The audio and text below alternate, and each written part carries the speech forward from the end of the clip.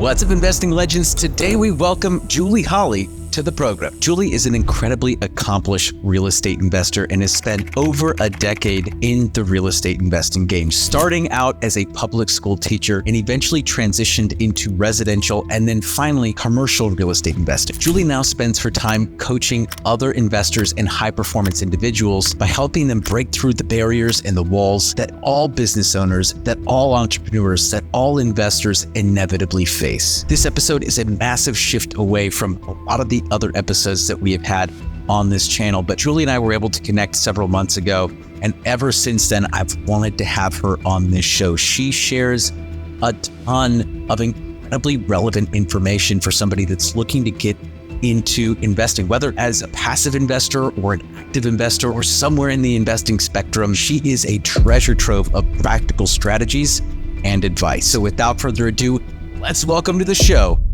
Julie Holly. Welcome to the Investing Secrets Podcast. Julie, welcome to the Investing Secrets Podcast. Oh man, Danny, I've been looking forward to this for weeks. Me too. I'm excited for you to step inside the vault with me. It's going to be fun. I'm curious what's inside of the vault because you've had so many amazing, guests on. I feel like I get to just go and hang out with everybody. There's a lot of tip-top secrets in here. So, but no, it's been a lot of fun getting to interview a lot of really high-performing investors / sponsors. And I know because we've had an opportunity to chat offline before this, and you've had a really successful run and journey as both a passive and active real estate investor. And then you made a very conscious decision to pivot, right? A lot of your focus. And I'm wondering, this is a really good place to start. This is so hardy. Yeah, we're getting right into the meat of it, right? Let's go. No time for fluff. What inspired you to make that pivot? First of all, what was the pivot? And what inspired you to make that difficult decision to transition and refocus? Okay, buckle up, everybody, because I think that this is going to be a mirror for a lot of people.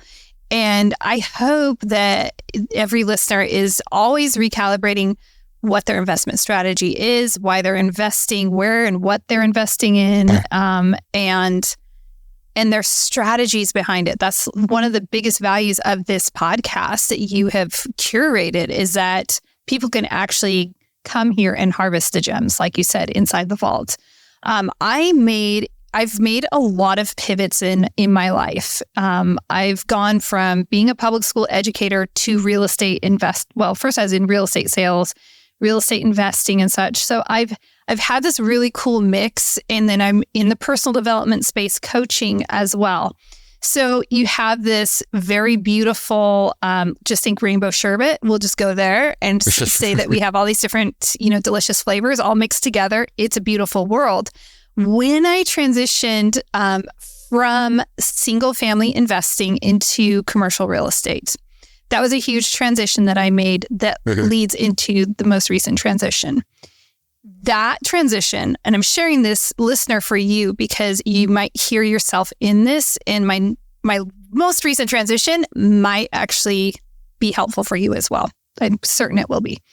I was looking for a better investment strategy. I'm like, there's got to be something better than being a landlord. And of course, I drink the Kool-Aid of syndication, of commercial real estate investing, and my heart loved it. I drank the full glass of Kool-Aid. It was so great. Delicious, right?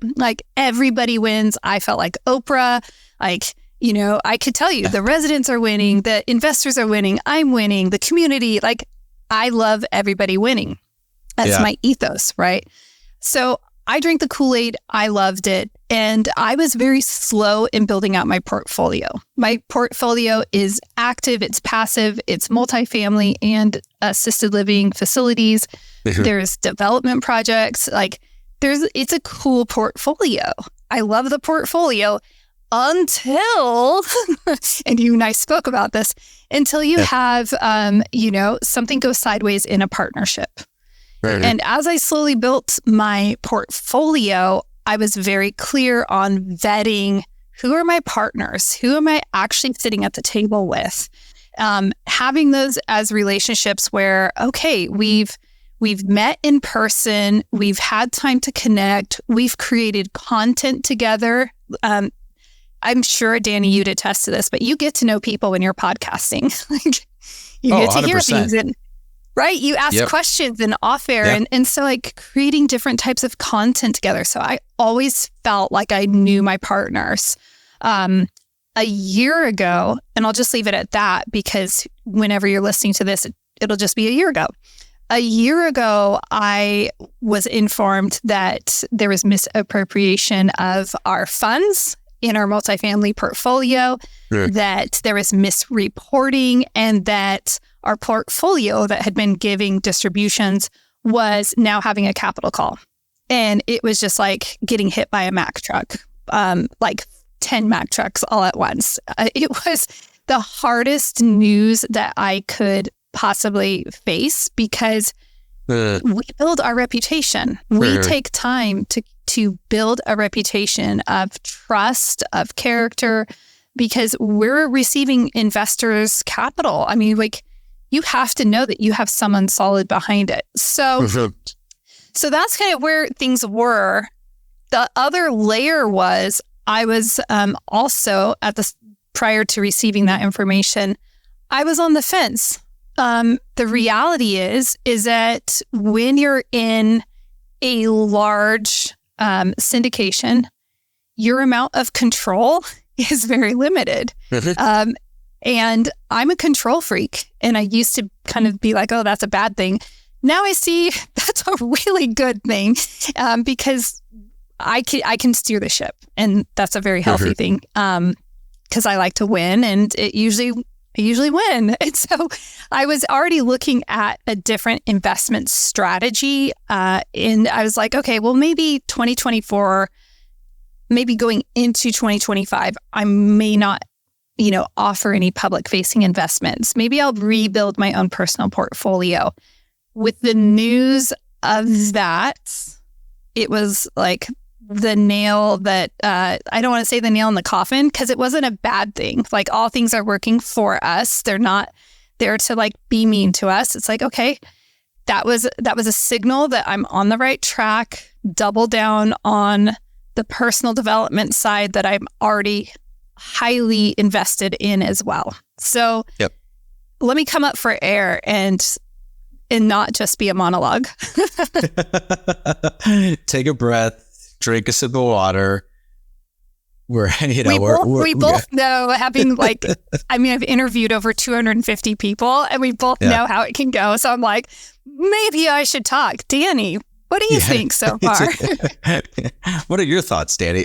No, this is great. Well, we talked a little bit we chopped it up a little bit beforehand. And, one thing that really stuck out to me was the idea of a lot of investors getting into this, right, for a certain reason, and then either losing that or getting like kind of deviating off the path to the point where like it no longer really is the right path for them, right? Where it's like, hey, like now, the investing has kind of got you to this point, but like for XYZ reason, it's like time to shift out of that and time to kind of like go on another path. And by the way, we're talking like active, like GP sponsorship roles where we're not talking about like, investing a couple $100K into this deal and that deal as a passive LP. We're talking about like actually like getting your hands dirty and making this your career. You chose, right, to kind of like take a step away from that. What are some of the reasons or because, you do a lot of high performance coaching with individuals in the investing space. So what are some of the reasons that you see people kind of like get to a point where it no longer makes sense for them to kind of continue on that path or maybe take their foot off the gas, right? Like, what are some of those reoccurring themes? Yeah. There are so many recurring themes with that. And I've been to so many events and have been blessed to, speak at a lot of large real estate events on topics like, how are we thinking about this? Because a lot of people will enter the active investing space and it's a belief that they are holding. It's the holy grail. If I leave my W-2 job, and I'm just going to kind of create a persona here. I went to college, I got my degree, I have a career that may or may not be using that degree, but the degree got me through the door. And I'm compensated in a very comfortable way, and I lead a team. If I lead a team, then surely I can, I deal with multi-millions of dollars, and with this team and these accounts, doing a real estate investment, easy peasy in easy money, right? And then the other layer of that, I know you're smart because I'm the persona is so spot on. And then you add that, I'm going to spend time with my family and I'm going to build a legacy. I have more free time now. I have more free time now. Oh my gosh. I love it. We can both laugh about that. Yeah. And the other element is I'm going to have more free time and I'm going to be financially free. And so there are all these holy grails that many people who go from passive or not even passive, but just jump straight into active, they hold these as things that they want in their lives, but they don't even know what those things actually represent, which is why you and I have spoken. I'm saying this with confidence, but you can edit it, right? I'm saying this with confidence that we've both spoken with people who have made that transition from active investor back to their W-2 job because they're like, oh my word, I work more now. I work more hours. I work harder. I have less free time than I did when I was at my W-2 job. So it's this, they enter into it with a belief, and then they discover that the Kool-Aid is laced with things that they didn't even know. It's like, is there a roofie in there? Am I allowed to say that? I don't know. What is this thing laced with? This is not good. and so I think that's why we see a lot of people make transitions. It's not what they expected. Well, and this isn't unique to real estate investing. I'll say, in a past life, I was a real estate team leader, and I had 35 agents at our peak agent count. I had 35 agents on the team, and then 8 staff members on top of that.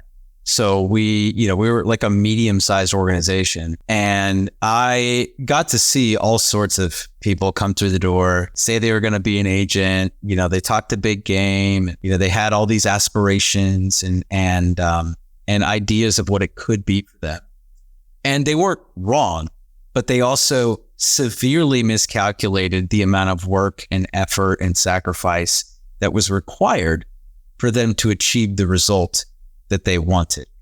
And I think that, grass is always greener, Julie. Always. So we get into something and we think that, we get into we make these, we make up these stories in our head as to what's going to happen. And anybody who's ever done anything in life understands that it's always going to appear easier from the outside looking in, right? Somebody says great example, right? And I think that you'd appreciate this. For a millisecond, thought about doing the subject to thing, with Pace Morby. That sounds really easy. But then, I started thinking about it, and I was like, hold on a second, this guy's probably spent years, structuring contracts, losing assets, getting left out to dry by people. There's a lot of things here that really they're not marketed, right? It's not a part of the marketing package. They're not saying, hey, look at all these failures. And to your point, tying it all back together, real estate is a high contact sport where there's going to be a massive amount of failure because the gateway is the barrier to entry, at least on the residential side, very low. Yeah. So everyone thinks they can do it because there's no licensing. There's no for a real estate investor, there's nothing. So it's like, okay, well, you just get into it and then they fall on their face and they figure it out. There are a few people though that they get into it and they excel right away. And I think that those are the types of unicorn, like there's always going to be like unicorn success stories, but on the whole, yeah, I mean, there's a lot of individuals who get into it and they think it's going to be one thing and then it's not. And that's a tough reality, but that wasn't you, Julie. You were very successful. Yes, and honestly, I built slowly. I started on the passive side. I built the relationships, and then I entered into those partnerships. On the GP side of things. What's interesting is it's just an interesting process, right? When you think about building, scaling, like you're talking about with the unicorns. I found the success. And as we're talking about this, it's also fair to say, right? I clearly transitioned. So I'm not looking at transitioning as a unfavorable thing. And so understanding like, why are we transitioning? So what brought me there? Well, I went because I thought everybody could win. I thought I could serve my family, could support, our investment goals. I left public education, went into full-time real estate investing for years, and had that aha of, well, this isn't really the direction I want to go. This isn't filling my soul. And that's an element that we haven't touched on, which is really interesting, is like, we can go through life and we can check the boxes and go through the motions. And so many people who are in the commercial real estate investing space specifically, so many of us are high performers. We check every box for like, what is a high performer? Just look in the real estate space, right? And so it's easy for us to really get wrapped up with everything. I decided, instead of just checking the boxes of life and having the perfect morning routine, of having the great workouts, of having the right portfolio and doing all these things, like, actually, am I just going through the motions of life, or am I actually living and being engaged in my life? And when I went through that evaluation, I went through what I call a cocoon experience. It was like 18 months of just allowing myself and giving myself permission to say, what am I actually feeling here? Why is there dissonance? I have this success, but I'm not feeling the level of satisfaction I would have anticipated feeling when I got here. And part of that is because, we'll call her version 4.0 of Julie, she morphed into version, 7.0, and she didn't keep up with herself. It's like, well, yeah, to version 4.0, where I'm at now is, oh yeah, you should be super happy. But I didn't go through the process of recalibrating, of staying in touch with myself. And so those beliefs, we can come to the point where we recognize that what I believed back then was true for that version of me, but it's not true for me. And I value living life versus just going through the motions of life. So version 4.0 of Julie would say that professional success should bring a certain level of satisfaction and fulfillment. Level 7.0, version 7.0 says, nah, it's not really it. Now I'm curious, what in your mind's eye brings that satisfaction? What brings that level of fulfillment into your life if it's not professional success? Yeah. So professional success still brings me fulfillment. And I think it's a lot like you have done this, you model this, you've shifted from, I have 35 agents to now I have a different enterprise. I'm going about things differently. So professionally, you've recalibrated. So, okay, I'm going to answer your question, but I want to throw that question back out to you, Danny. I'm like, how does that professional success, can I do that? Yeah, like it's just fine. That professional success, like you felt it when you had all the agents. How has that shifted for you between then and now? So a couple things. Number one, I have had one mission this entire time, and that is to build a hotel on the Las Vegas Strip.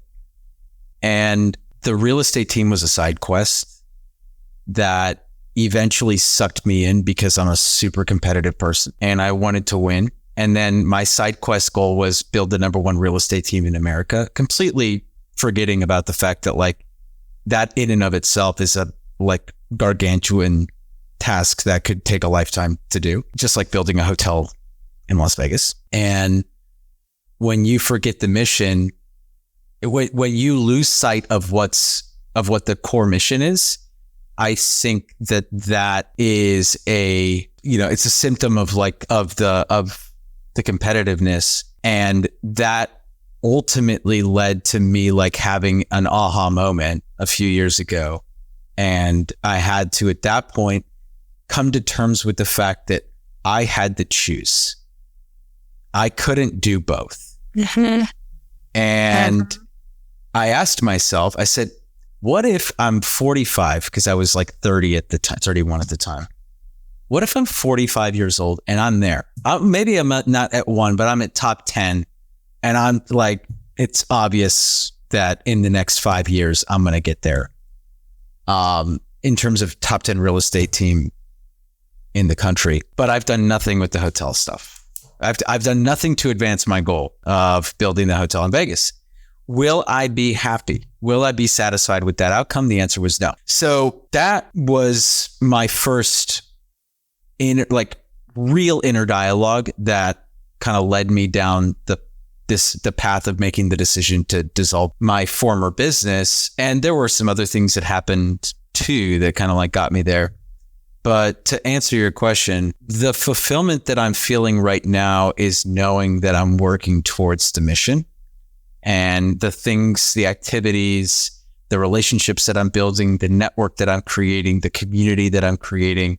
These are all things that are in some way, shape, or form going to support my main mission moving forward. And that's fulfilling. That doesn't mean that I'm not fucking scared every day and like have a ton of self-doubt.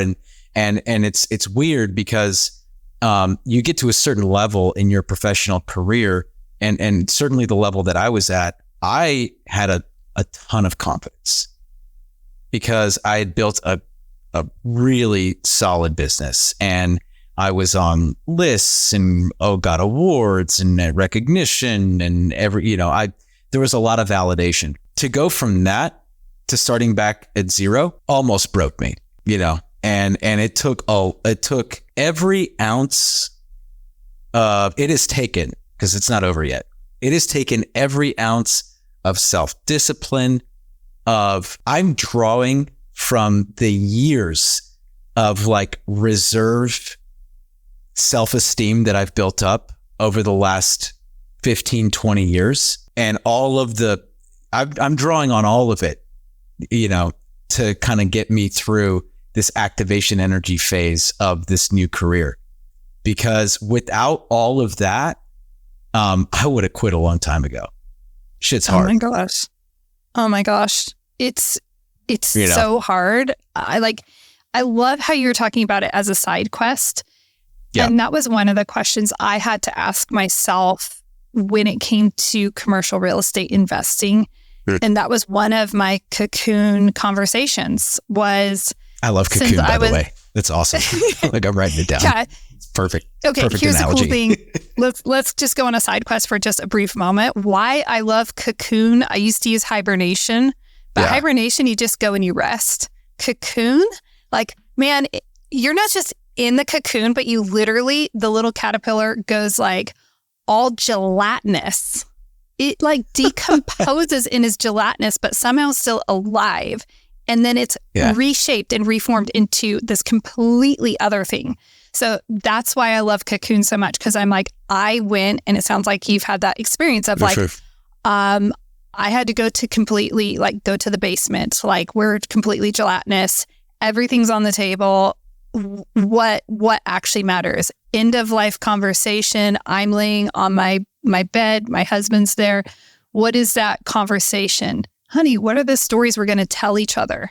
That right there, that's a quick, fast track to be able to see like what is actually important to life and living for you.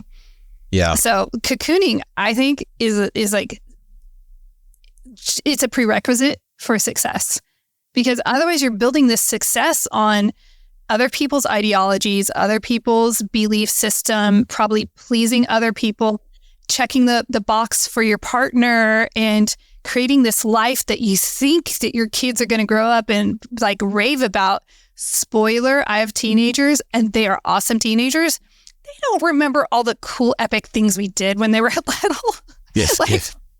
I mean, they can see the pictures, and I, as someone who studies the brain and psychology and everything, like, I know it imprinted on their schema. I understand neurologically it expanded them and it was healthy.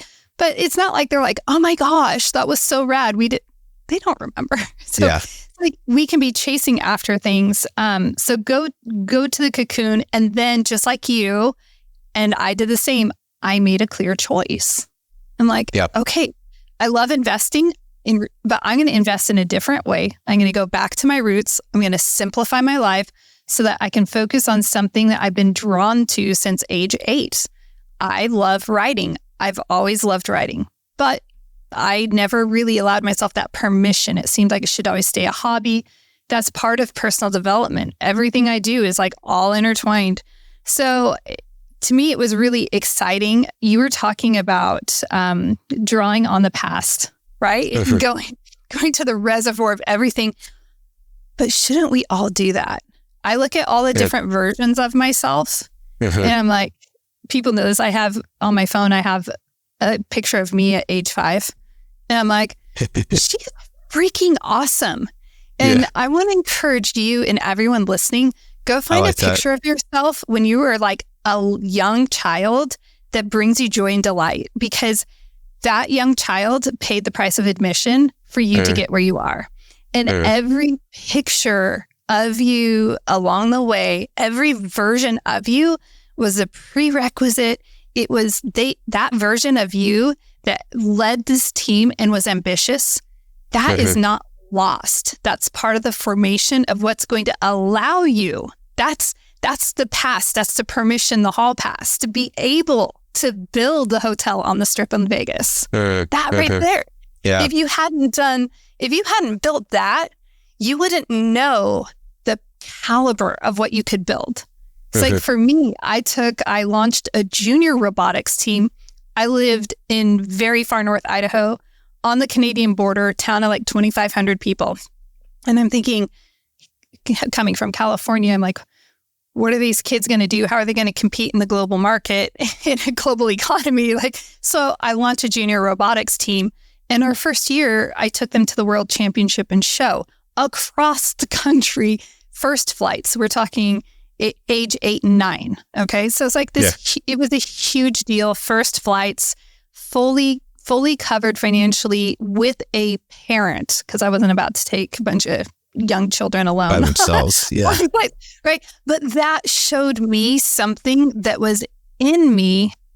And that was like a springboard to say, like, you really can do anything. And sometimes we just have to be able to look at that person in the mirror and say, you really can do anything. I believe in you. And look at all the past versions, even the ugly ones, even the awkward ones, like all of those taught us how to be who we are today. 100%. And the transformation, I mean, like, people change. And I think that's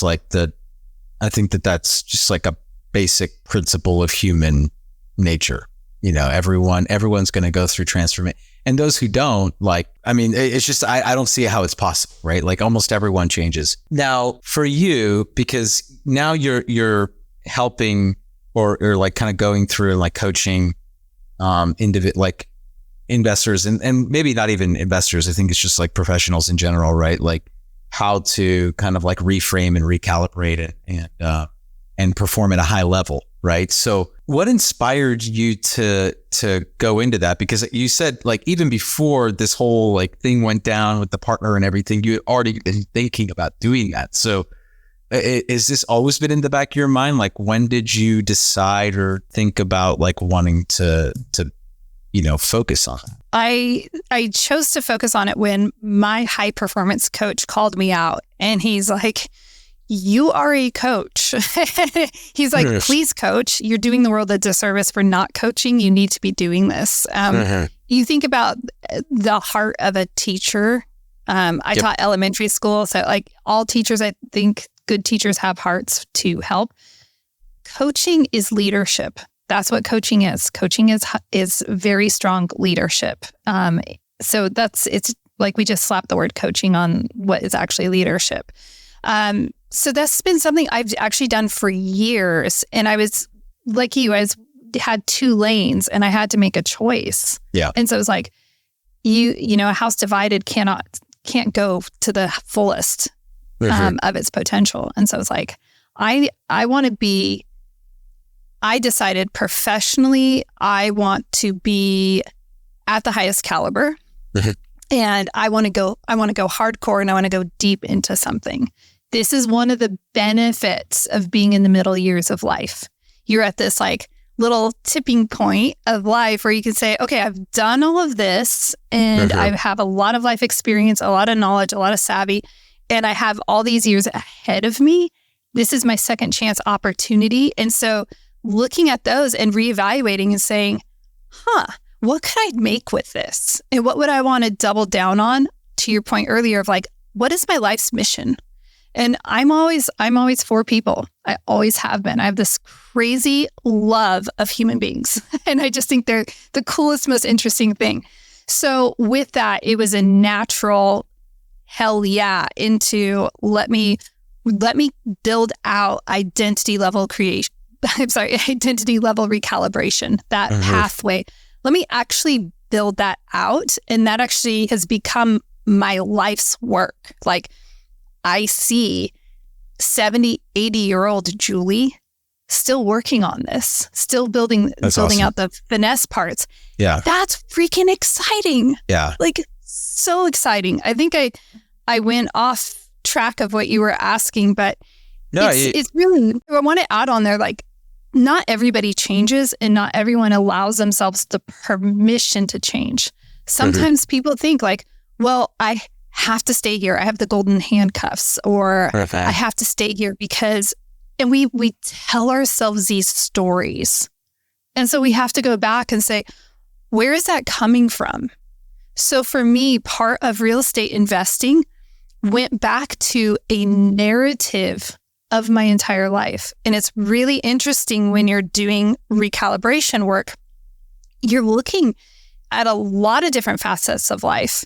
And one of them is actually looking at what is the story of my life.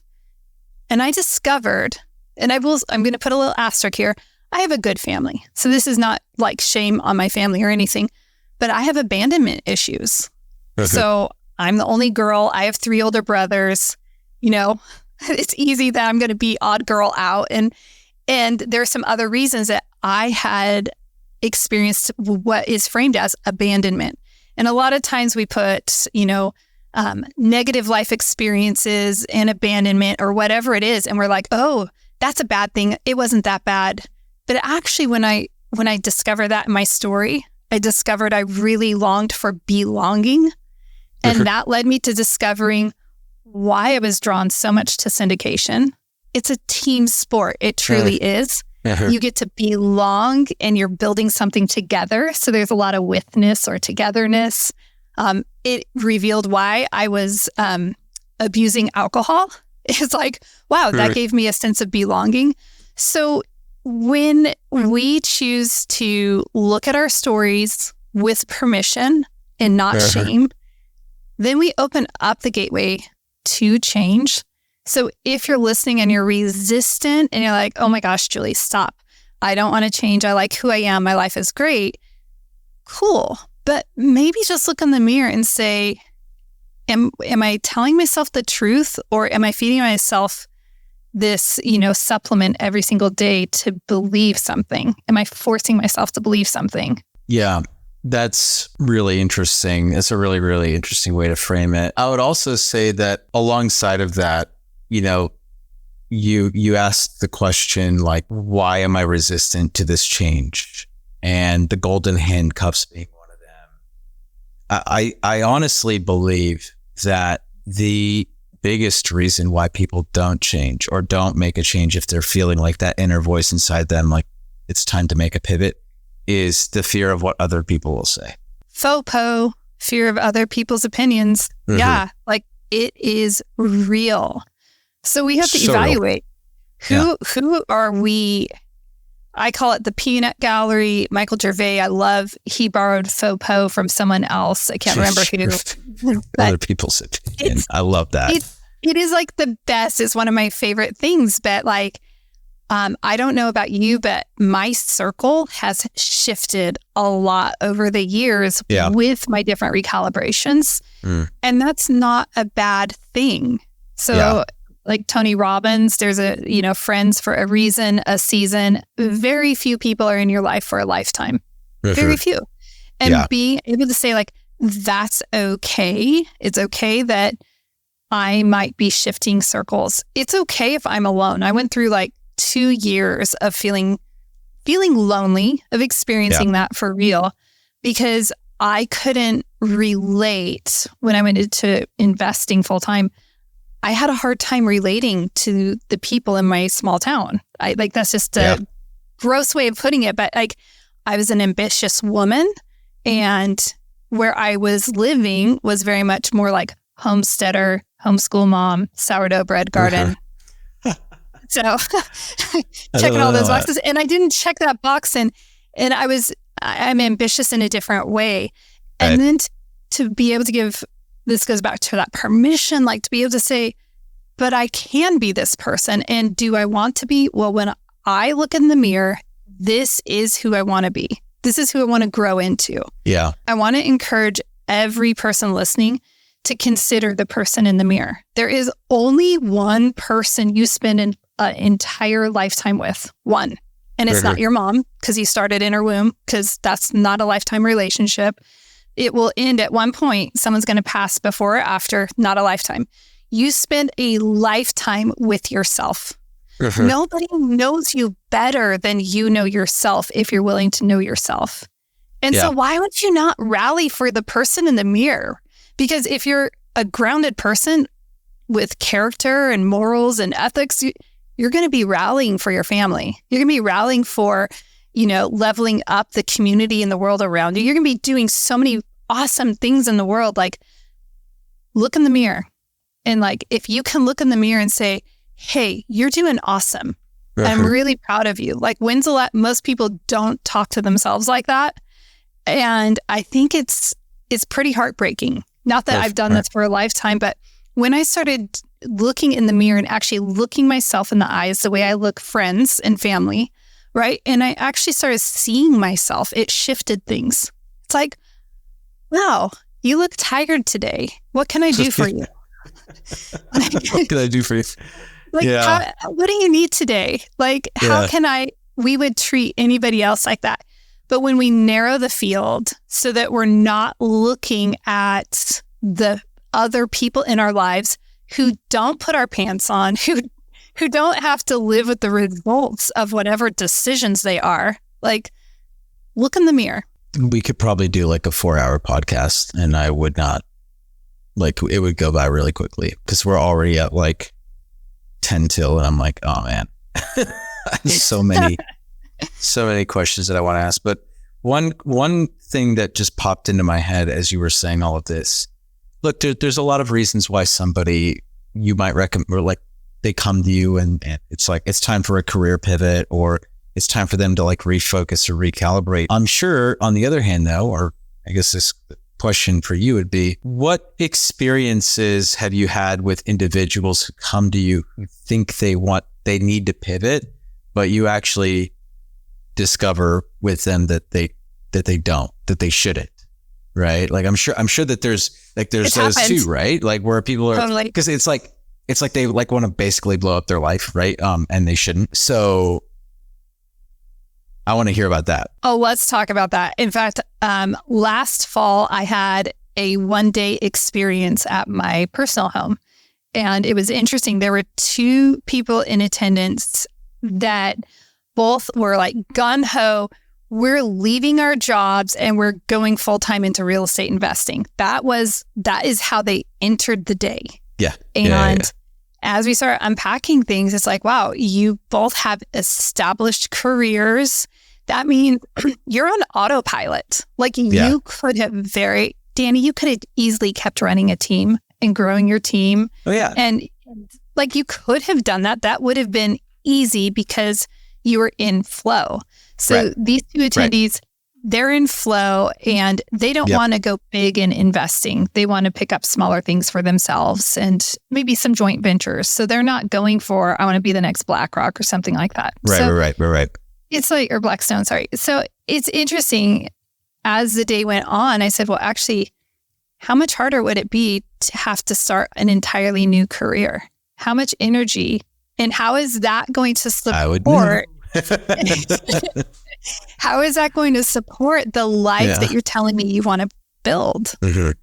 Are you willing to put the next minimum 3 years just to get this baby off the floor?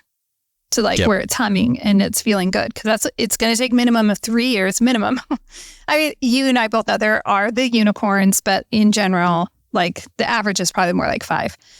And they left that day like, this is the best thing ever.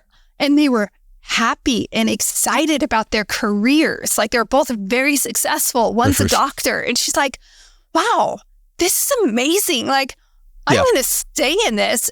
And I'm going to invest, and it's going to be so much easier for me to do this.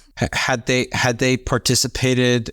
First of all, had they done any direct investments prior to that, or participated as an LP in any syndications leading up to that? One was an LP and had a couple of small investment properties, and the other just had a couple small investment properties. Okay, so they both had a taste of what investing is like. Brief exposure. Yeah. That's a great way of phrasing it. Yeah. So, well, it's interesting, that you do run into a lot of professionals that have that kind of go through that period. And you're right. They lose sight of the fact. And this is something that every investor who wants to become an active, I wish we could find a different name for it, honestly, because you're not an investor. It's your job, right? Not only that, it is a business, which means, a job pays you money, right? A business costs you money. And then you get to make money, right? But like there's a lot of initial people investment. Forget that part, of time, energy, all that stuff is a financial commitment and everything. It is a massive undertaking that most people do not understand the full scope of. Like, for most passive, quote unquote, passive investors, like for most people in that position, the correct answer is keep working, stack lots of cash, and put the cash into the investments and let idiots like me do the hard work. Because, the grass is always greener.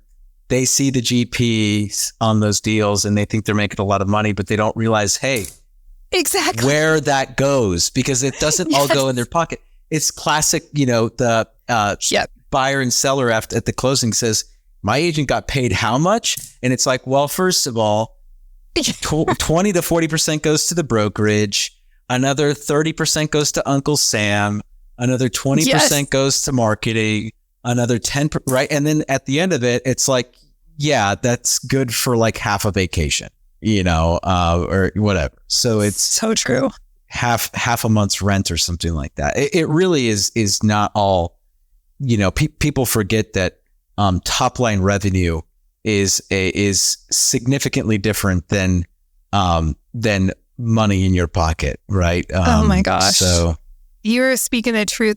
And I think it's really important for investors to understand what a blessing it is that you can have a W-2 job and be investing, that it's not a mutually exclusive opportunity. It's like, wow, I can have this career and I can invest. And if I'm in great investments, then cool.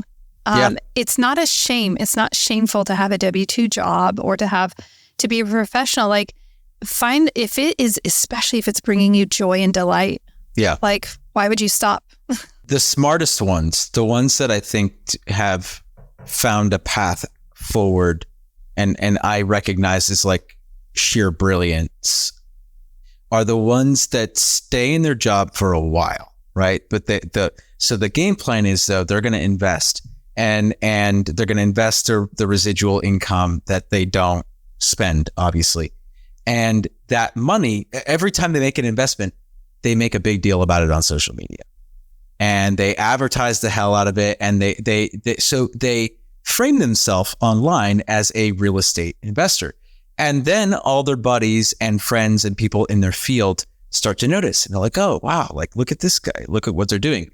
And then they organize all their friends together, put an SPV together, create a fund of funds, and then they go negotiate with the sponsor, because now they've got 5 years under their belt. So they understand the game, and they understand like, hey, 10 $100,000 checks equals $1 million. And now I can go to the sponsor and say like, hey, I've got $1 million. You're going to give me a better promote structure. You're going to reduce your fees. You're going to do this, this, this, and this. And then they put together the investment vehicle and they take the upside on that. That's called the fund of funds. And that is, I think, a very brilliant way for investors to like kind of double dip, where they can triple dip. They get to keep their W-2. They get to create passive income streams for themselves. And they also get to participate in GP economics through the fund of fund structure. It is phenomenal. And listener, you should do this. And then you can be part of Danny's hotel on the Vegas Strip at some point. Love it. Yeah. I got your back. That's a lot of fund of funds, dude. That is. You're like, wait, I am making nothing on this. Oh my goodness. Yeah, that is, no, I mean, it's fascinating that there are a lot of individuals, Julie, who I believe, and like, this is just like a side note because we've got to wrap up, but for every investor, I do think that like for every investor, every person that's kind of going through this transformation, or like, should I do this? Should I do that? Whatever. There are 10, 20, 30 out there that don't even know these types of investments exist. It's wild. It's wild. It's an even bigger problem because of the scale, right? So for every person that's going through an existential crisis, there's 30 of them that don't even know the world of possibility that's out there. That is a travesty. That's why I started this podcast. And I don't know what comments you have on that, but I just, you had a podcast, right? The Conscious Investor, you had 500 episodes plus. Yeah, almost so 600.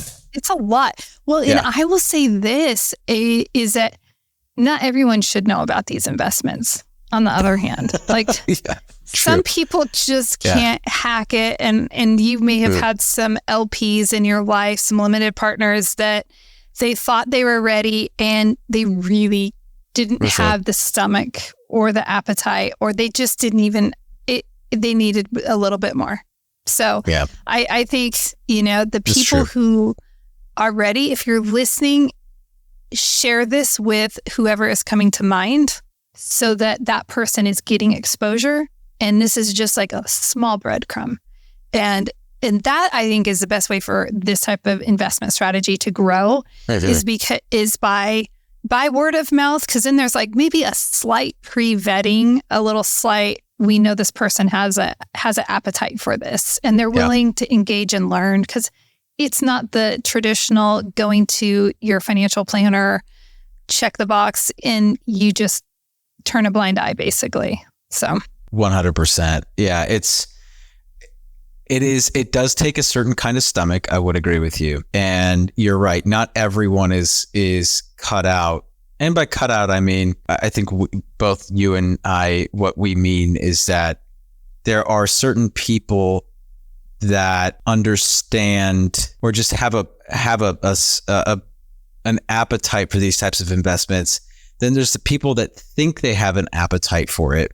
They think, oh, this sounds, but they don't really understand like illiquidity, volatility, the fear of the unknown, things that like,